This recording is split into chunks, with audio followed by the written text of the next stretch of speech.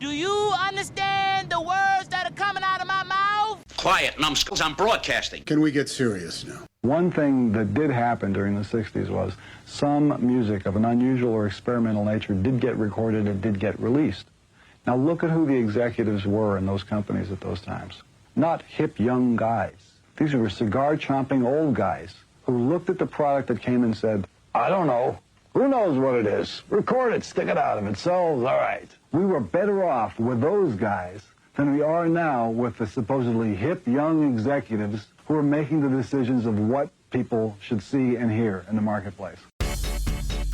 Success in the music business begins with a dream, a vision. This podcast will give you, the listener, the insight and tools to turn that vision into a reality. Meet the industry professionals who work day by day behind the scenes, helping to make those dreams come true. Welcome to the business side of music. On this episode of The Business Side of Music, all the way from Sherman Oaks, California, part of my old stomping grounds back in the 90s, Milana Rabkin Lewis is with us, who is the Chief Executive Officer and co-founder of STEM. For those of you that don't know what STEM is, it's the leading distribution, payment, and financing solution built to simplify the process of releasing music in today's industry and designed to empower artists and their teams to run their business truly independently. That in itself is a mouthful. Milana, welcome to the show. Thank you. And if you have better feedback, we'll pass it along to the PR team to rewrite that boilerplate. Hey, it's fine. So we always like to start with our guests telling us a little bit about where they come from and what they're all about. And I read your bio, and you're not a new kid on the block. You've been doing this for a while. You've got quite the history. How did you get started? I've never really worked in music prior to STEM. I've always been focused on digital media, new models of monetizing and funding content, and how do you support and help creators build a business. Mm-hmm. And that's primarily what I was doing prior to founding STEM at UTA. And prior to that, I trained to be a talent agent, specifically focused on representing screenwriters and directors, and became obsessed with independent storytelling. And what better format to do that in than music? When you talk about you were working for UTA in an agency capacity, and of course, I guess you also spent some time at Endeavor, which wound up being William Morris, you were working in really a little bit of a different world when you talk about the screenwriters and that aspect of thing, but it's still all creative souls. And we use that word a lot, but I mean, it's all creative people that really are just trying to figure out what to do and how to do it. Yeah, I think of them as creative entrepreneurs. When you started STEM, what was the drive to create the formation of that company? So let's sort of paint a picture of the context that we were living in. It was about so we started the company in 2015. I started having the idea come to me in 2012. And 2012, at that point in the business, what we saw was a lot of talent emerging off of platforms like Spotify and YouTube and SoundCloud. On top of that, there were a lot more ways to distribute your content. It was cheaper to produce the content because the technology existed to make things at home versus in a studio with mobile devices. And you could monetize it more and more frequently on social platforms, right? So this is around the time that YouTube really started monetizing in a bigger way, and SoundCloud started thinking about their monetization strategy. And digital distribution just became a lot more accessible. You didn't need a big institution to get your content out there. And yet, a lot about how content's created in terms of the way that people collaborate only kept getting more complex, not simplified. You started having more and more people collaborating, and the collaborations involved people getting paid on the back end because more and more content was being made independently. So you didn't have a studio that was willing to pay for people to come together and make music or make video. People were doing it on their own, and they would agree, hey, we're going to do this. None of us are going to get paid up front. We're all doing it for the upside on the back end. And the one thing that technology had not yet solved for was, how do you pay people on the back end? So in a world where more content's being produced because the barrier to entry has been eliminated, there's more and more places to distribute that content, and more of those places are making money. Now you have money being made from your content from multiple sources in multiple different monetization ways. And yet one person, not a company, one person has to collect that money and pay other people. And I was just amazed that there wasn't a solution that was really looking forward at the business. There were tons of royalty solutions that were built for accountants and, all these archaic ways of doing calculations, but there was nothing adapting to the new way of producing and monetizing content. And so I looked at other tech companies and businesses for inspiration. I looked at companies like Square and Venmo and PayPal, and I thought there's a whole new wave of innovative companies that are building financial tools and services for small business owners. Why is no one building anything for my business owners, which are creators? And that was sort of the impetus that got me thinking about STEM. When we talk about the independent artist, when we talk about that individual creative person, most of them, and we talk about this a lot, and it seems like sometimes I'm beating that dead horse, but a lot of them are just that. They're creative individuals, and there's very little, if any, business sense attached to them. Now, there is the rare breed out there that can think right brain and left brain at the same time and understand these equations. But from a monetary aspect, especially in this world, when we talk about things like Spotify, and you read it all the time about, hey, I just had 8 million downloads and I got a check for $14. Is it tougher for that individual to make money today compared to, say, what it was if they had a contract or a record deal or a writing deal? Can they go out and be successful on their own as an independent and make money? So can I actually unpack that into 2 to 3 different questions that you're asking? Sure. So I want to address the first part of what you were saying, which is that there's this assumption that creators aren't business people. And it is like every bone of my being to completely change that perception, right? Like I want to demystify that. And what I would argue is that most founders aren't business people either of companies, right? They're visionaries. And it's in building that team that you build the competency to understand how the business works. So, there's a framework that we as a business follow called EOS. It's called the Entrepreneur's Operating System. And it's a framework for how you run your company, set vision, make sure you're getting traction by tracking the measurables and the goals, how you align people on the objectives, how you reward them, how you think about org structure. It's like a holistic system for running a business. And as a part of it, they have a recommended org structure, which they call an accountability chart. And the way that they recommend it, and this is something that all kinds of businesses use, right? There's, I think, like 50,000 companies across the US, if not more, that are operating on the EOS system. And they have the structure called the visionary and the operator and the integrator. What that states is that there's the person who has the vision, and oftentimes that's the CEO. And then there's the person right next to them who's the integrator, and their job is to execute that vision by putting together the right team, the right resources, the right strategy to execute against it. And many businesses function under that kind of a structure. And I think that artists are no different, right? An artist is the visionary. And in many cases, they bring on an operator, an integrator, and a manager whose job it is to manage that business with them. But the more they are in the center of their business, the more they have visibility of their business, the more literacy they're able to gain around the finances, around the sort of strategy component of it. And I think that there's definitely some founders that are financially literate. There's also a lot of artists who are. And I think for us, our primary focus as a business is to make decision-making simpler. And the way that we believe we can do that on the strategy side for an artist is by showing data with dollar signs in front of it. Because to your point, there's a lot of misunderstanding around what are the metrics that matter for an artist. Is it number of streams, number of views, number of listeners, number of followers, or is it dollars? And the correlation between the two isn't always exact, right? And that's one thing I noticed when we were starting STEM in 2015 is that my clients would have so much data that they had access to and so many data points that were misguiding because they would see that their followership was growing. There were more and more people listening to their music and streams were growing. And then like a year later, they would get the check and they'd be like, wait, this is not that much money. And so to the second point of your question, which was like, can they do it independently? I think absolutely. But I think not all artists can be independent or not, they're not meant to be independent. But what I'm excited about is that in today's music industry, there's a service offering that caters to every type of artist across the ranges of what that artist is looking for in terms of support. There's some that need a turnkey 360 solution, and those are great places. There's great major labels to go to for that. There's some that need a hybrid.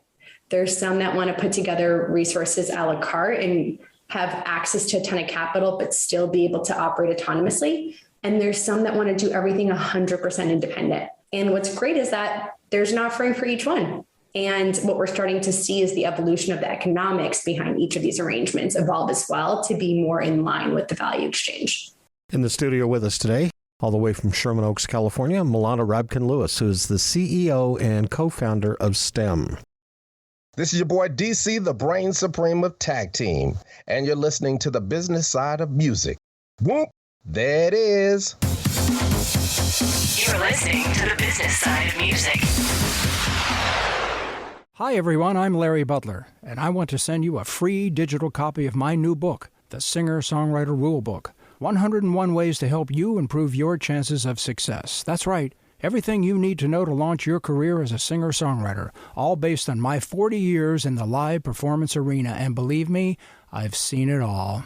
In my book, you'll find the 10 things you have to deal with before even thinking about becoming a singer-songwriter performer. You'll also learn about the 5 things every singer-songwriter can do this weekend to make their live show better. 5 things I can guarantee that you are not doing already. Plus, there's tips on songwriting and staging, photo and video shoots, publishing, merch, dozens of other topics. All written for people who don't particularly like to read. And again, it's free. Just go to the Business Side of Music website homepage and look for my book cover. Click on it, and a free digital copy of my book will be yours. I'm Larry Butler, and I approve of this message. You're listening to the business side of music. Let's talk a little bit about STEM. We know why you created it, why it was started. Let's talk about what STEM can provide to the client. So we have a couple of different parts of our offering, and the goal is for them to all be interconnected today. In the future, that might not be the case. But today, clients come to us initially to get their content distributed to all the major services out there, from Spotify to Peloton to TikTok and all the various streaming and social apps that exist. The thing that we innovated on and pioneered was the concept of connecting the distribution and the revenue from that distributed content to the royalty accounting process to make sure that as the money was coming in, it was automatically being paid and split across all the various people that got a piece of the back end of the song. So whether it's the songwriters and producers to some more or less obvious people that because of our system, we've seen getting paid back. So for example, friends and family that come on as investors, influencers that are tied into a campaign to help promote a song, the visual directors, the designers, the digital graphic designers, et cetera, right? So we're starting to see a whole different type of collaborator get paid on the back end because of STEM. Now that we have multiple people getting paid by STEM, the next thing we decided to do was offer access to capital to those individuals so that they could continue to invest in their careers. And that was a product called Scale that we launched in 2020. We did not mean to launch it around the beginning of COVID, but it just happened to be the timing. And what we saw was some artists definitely using the capital to invest in themselves and others using it just to close the gap from missing wages, right? So being able to access money from the revenue of the assets of your songs that you have access to and getting a pipeline in advance that you could use that money just to live. We also saw some people using, taking an advance to buy property to help put down towards a down payment for a mortgage. And so what we've seen for STEM is a real opportunity to create additional financing products and services to our clients.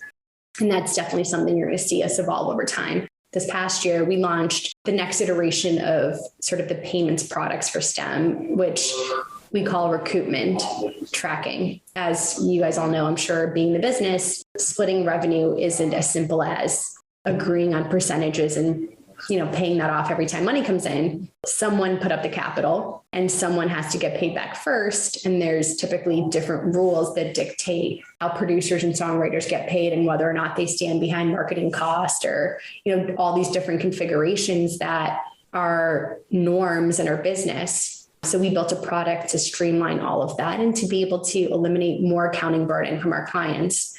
That product's been incredibly interesting to develop because it's forced us to unpack a lot of the questions of why do these rules exist? Why does this logic exist? And it's fascinating because it all comes back to the fundamental pain point that people in the music business don't trust each other to get paid.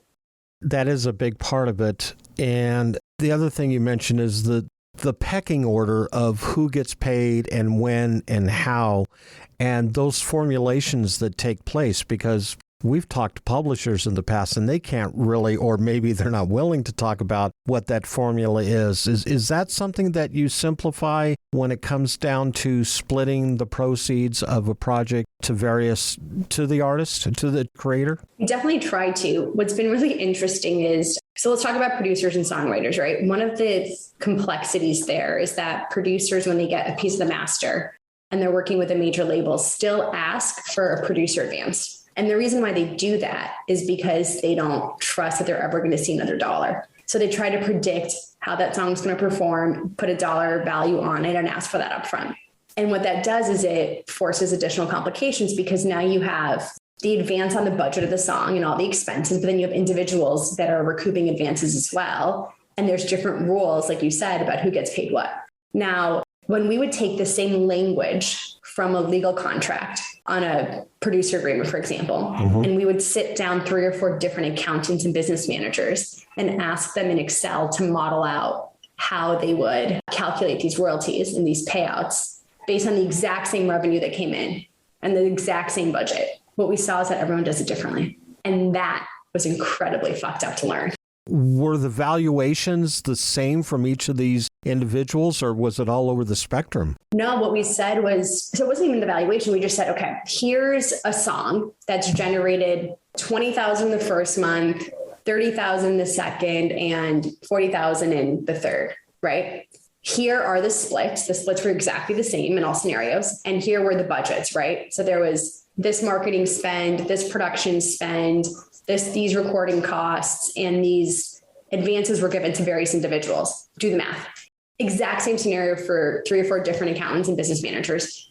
Each one did the calculations entirely different. So what we learned is that there's no standard way of doing it. Right. And this is a huge problem for us to uncover. And it's one of the things that we're trying to standardize. So what we're hoping for is we pick the path that we believe to be most artist friendly, because there's definitely ways of doing the math that are more label friendly. And we want to do it in a way where our system takes the complexity out of it. We can get most lawyers and business managers to align on the way that we're setting up the calculations and streamline this, take it from legal jargon and make it into an interface that is super simple for even an admin to use, not necessarily like an accountant or finance person. Although if they want to use it, then amazing. And it's going to take the complexity out of their workflows. Are you getting any kind of a pushback from them, or are they being fairly acceptable to what you're creating there? It's a good question. So the first version of Recoup was a lot simpler. That one's been fairly easily adopted. It's not that controversial because all the money comes off the top and then you split it. We haven't yet released the next version of Recoup that has all this complexity because we're still trying to get alignment 6 months later. Yeah, I'd say it's got to be a battle for you in some aspects. When the artist creates that body of work, is there a valuation that can be set at that time, or is that spec? When we talk about getting an advance, how is that determined? What is that valuation determination? Yeah, so we have 3 different ways of offering advances. The sort of least risky one is based on historicals of revenue on catalog. And we just advance a couple of years of pipeline on that. And we look at the historical decay curves of the song and the release and benchmark it against other data we have in our system to predict the performance of it in the future. That methodology for us includes a couple of other sort of proprietary data points we look at that impact the way that we model that decay curve, but That's how we approach that. The second one that's slightly more risky is when we give credit for new releases.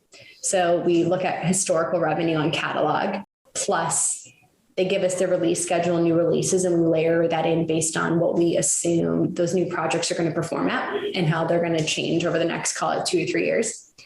And then the third bucket, which is the most risky, which is one that we're actually pretty amazed at our accuracy on, is when we don't have exact data in our system on the performance of the historical catalog, but we're using Nielsen data and other data sources that are more publicly available to us to look at how their historical catalog has performed and use that data to predict how their new releases are going to perform. This is on the master side, which is a very different way of approaching it than on the music publishing side that I think a lot of the other buyers in the space are looking at. For us, currently, we are a lot more confident, and we're obviously a lot more conservative in our underwriting because we're only predicting 3 years out on average, which is very different than having to predict 20 years out, which is what a lot of these catalog buyers are looking at. So in terms of valuations, I wouldn't say we're necessarily putting a valuation on it because we're looking at such a short duration. I think we're just more predicting future cash flow. The market's constantly changing, and one of the things you mentioned was Peloton. And that's a platform that, did we even think about 2 or 3 years ago? I mean, there's these constant new music platforms, social platforms that can create revenue. They're generators of money. Are they all different, or can the same basic principle, like I said, you mentioned Peloton, is it the same formula for all of them, or is each one a little different? It's a great question. I think there's a couple of things we think about here. So one, to your point, this is a type of consumption that we did not anticipate being a primary driver of growth, call it even 5 years ago, right? And this is the thing that a lot of the major labels that are public today are touting in their financials, and sort of why the big bet is on their futures, because they believe that these services are just getting started and the current monetization is low, but that the monetization will increase over time as these services get more adoption and as they have more leverage against these services to negotiate better deals and terms. I would put TikTok in a separate bucket, in the social streaming one. And that one's really interesting because the monetization on that is awful right now. It is by far the worst monetized platform out of all of them, based on how many streams it takes to get to $1. And we saw that 10 years ago with YouTube. YouTube was really poorly monetized, and now it's in the top 5 in terms of best monetized platforms. So I think the bet is really accurate, or not accurate. It's one worth making, that these social streaming services and these connected home devices that are currently driving good consumption and good discovery, but really poor monetization, are going to change, that there's going to be a correction at some point. And I would say that, the other exciting thing about the ecosystem today is that there's so much different shelf space for an artist, right? It used to be, as an artist, you were either someone that can sell CDs and sell tickets, or you had no opportunity. And with streaming, you had an emergence of artists who could stream and could build a business just by being successful in streaming services. And maybe we're not so great at touring or selling hard tickets, and we're better at a festival lineup or doing private shows. And that's how they made their money on live.